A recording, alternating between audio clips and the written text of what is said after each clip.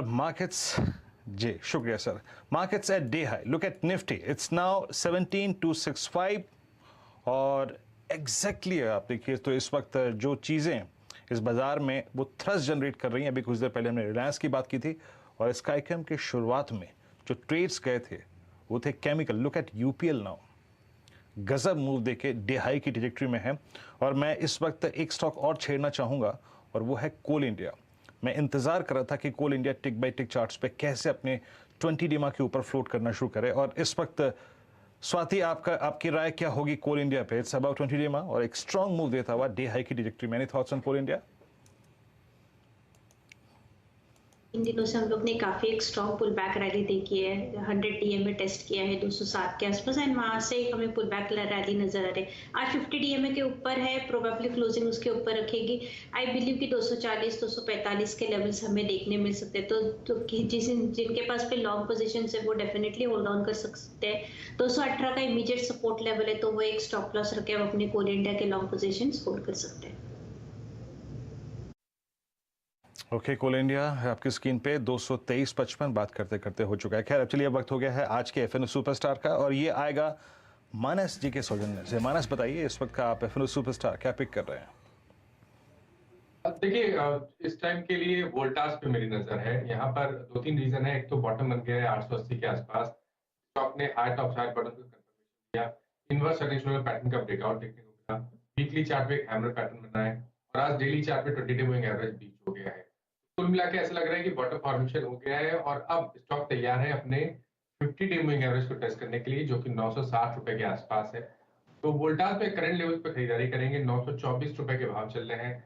Current levels पे खरीदारी करिए 904 रुपए के स्टॉप लॉस से और 965 तक के टारगेट्स आप यहाँ पर देख सकते हैं। यहाँ पर ऑप्शन ट्रेड भी ले सकते हैं। जो at the money call option है 920 वाला 35 रुपए के आसपास ट्रेड हो रहा है, वहां पर खरीदारी करिए। 24 रुपए के स्टॉप लॉस लगाइए और 55 रुपए के टारगेट सेट करिए।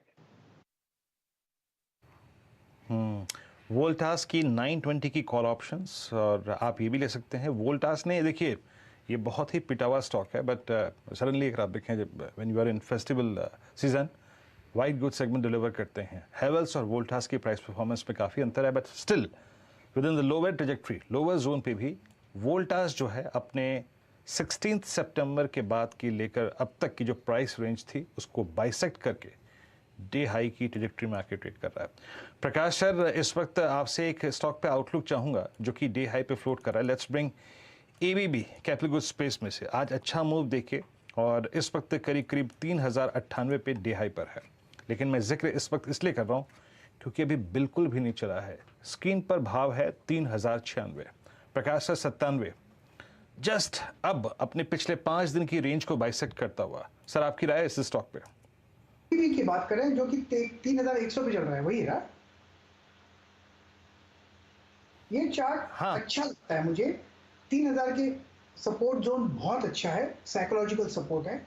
लगता है कि यहाँ से एक अपूर्व मिलना चाहिए। पहला टारगेट रहेगा 3150, उसके बाद 3200, पॉसिबिलिटी वहां तक चला जाए। स्टॉप होगा 3050। स्लो क्रीपिंग मूव है लेकिन लगता है कि 3200 तक जाएगा, मैटर ऑफ टाइम। एबीबी 1200 की तरफ बढ़ता हुआ।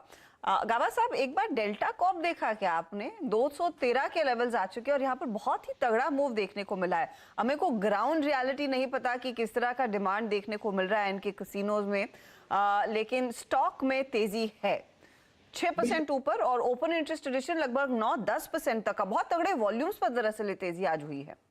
बिल्कुल, डेटा कॉप का जब चार्ट देखते हैं तो इंडिकेटर्स पर बाय सिग्नल जनरेट हो चुका है और आज एक बहुत अच्छा अपमूव मिला था इन द फर्स्ट आवर में। उसके बाद एक पॉज मोड पर है। इसका मतलब ये है कि अब तक सस्टेन हुआ है। अब ट्रेड कर रहा है 212 पे डेल्टा कॉप। 205 का कोई स्टॉप लगा चले तो मुझे लगता है आते दिनों में 225 तक जा सकता है। यहाँ से 12 रुपए आप मूव अराउंड एटलीस्ट 5 to 6%। तो यस, डेल्टा कॉप अच्छा ही लगता है बिल्कुल। ओके, तो यहाँ पर एक एक्शन देखने को मिला। इनफैक्ट सुबह से इन स्टॉक्स में तेजी है। याद रखिएगा डेल्टा कॉप का of course on ground casino है लेकिन दूसरी तरफ ऑनलाइन गेमिंग में भी है और कई रिपोर्ट्स ये कह रही थी सुबह से, इस पर सोशल मीडिया पर काफी बातचीत भी हो गई है। जो सरकार टैक्स लगाने की बात कर रही थी वो शायद अगले फिस्कल यानी कि FY24 में पोस्टपोन किया जा सकता है, शायद उसका एक इम्पैक्ट है। लेकिन आइदर वे स्टॉक में बहुत तगड़ा मोमेंटम देखने को मिल रहा है। अच्छा, एक दो और ट्रेड्स आपकी स्क्रीन पर लेकर आते हैं जो खूब चमके हैं। यूपीएल को रिविजिट करेंगे। ये पहला ट्रेड था जिसका जिक्र वीरू ने किया। ये पहला ट्रेड था जो दरअसल मानस ने भी दिया। इसी मंच पर आज 689 के लेवल्स आ चुके हैं। यहाँ पर करीब करीब 3.5% तक का इजाफा बनता दिखाई दे रहा है। दूसरी तरफ आप ध्यान दीजिएगा HUL के ट्रेड पर, क्योंकि वहां पर भी धीरे धीरे करके मोमेंटम जुड़ रहा है। हालांकि आज मैरिको की तरफ से बहुत ही सबड्यूड था वो Q2 का अपडेट, लेकिन क्या इस बारी आप वॉल्यूम पिकअप एक्सपेक्ट कर रहे हैं मयूरेश FMCG कंपनियों में, या फिर थोड़ा सा फीका माहौल ही रहेगा जैसे मैरिको ने इंडिकेट किया? नहीं, थोड़ा आई थिंक टाइट रह सकता है। आई थिंक दो वजह है। एक, आई थिंक थोड़ा रूरल कंजम्पशन स्लो डाउन हुआ है, क्योंकि पिछले तिमाही में भी काफी FMCG कंपनीज के मैनेजमेंट ने दर्शाया था कि रूरल कंजम्पशन थोड़ा टेपर ऑफ हो रहा है। एट द सेम टाइम अगर आप देखिए जो इनपुट कॉस्ट है, जो इन्वेंट्री पे बैठे थे वो पिछले 2 तिमाहियों से इन टर्म्स ऑफ लीड इन्वेंट्री, वो शायद high cost inventory complete pass through होने के ना होने के कारण आई थिंक थोड़ा मार्जिन पे भी दबाव आ सकता है। तो ये तिमाही थोड़ी टफ रहेगी, बट हमेशा ये मान के चलना चाहिए जब वॉलेटिलिटी आती है तो फार्मा और FMCG सपोर्ट करने आते हैं।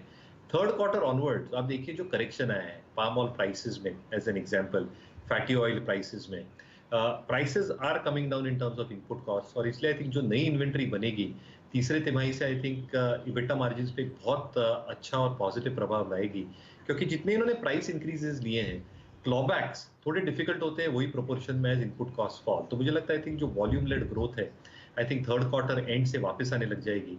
सेकंड क्वार्टर जनरली टफ होगा, but market are probably assuming that. तो मुझे लगता है HUL as per the O'Neil methodology best place stock in the FMCG universe. Opportunity दिख रही है। अच्छा, अब इस बीच स्वाति होतकर तैयार है अपना चार्ट का चमत्कार लेकर। फिर हम चलेंगे यतिन के पास जो आपको बताएंगे क्या चल रहा है, लेकिन पहले चार्ट का चमत्कार बताइए स्वाति। ये हर्षदा जी, चार्ट के चमत्कार में मैं बाय कॉल देना चाहूंगी टाटा केमिकल्स के ऊपर। सिंस हम बोल रहे हैं सुबह से कि केमिकल स्टॉक्स काफी स्ट्रॉन्ग चल रहे हैं, काफी अच्छा परफॉर्मेंस दे रहे हैं। टाटा केम की अगर बात करूं तो वीकली फॉर्मेशंस में उसने एक फ्लैट पैटर्न बनाया है and it's on the verge of giving the breakout. तो मुझे लगता है इसमें हमें 1200 के लेवल्स देखने मिल सकते हैं। तो टाटा केमिकल्स करंट लेवल पे बाय कीजिएगा, 1110 का स्टॉप लॉस प्लेस कीजिएगा for immediate target of 1200 rupees. अच्छा स्वाति, आपकी खिलाड़ी वाले ट्रेड्स है ना, टाटा केमिकल्स, GIC तो मुझे याद है सुबह में टाटा केमिकल्स, यस मैंने कल दिया हुआ था, कल दिया हुआ है, लेकिन वो ट्रेड होल्ड नहीं कर रही, उससे निकल गई थी स्वाति। लेकिन एक हाँ, ये गेम शो के लिए टाटा केमिकल्स में इन्होंने ट्रेड दिया था, फिर कल उसमें से निकल गई। और ये फिलहाल अभी भी एक अपॉर्चुनिटी है, अगर आप उनको फॉलो कर रहे हैं खिलाड़ी नंबर 1 में, एक अच्छी खासी हरकत देखने को मिल जरूर रही है। चलिए, तो ये फिलहाल बात हुई स्वाति की तरफ से टाटा केमिकल्स में एक ट्रेड। लेकिन अब जोड़ते हैं वीरू को, जो आपको बताएंगे क्या चल रहा है। I beg your pardon, sorry, मैं छुट्टी के मूड में आ गई।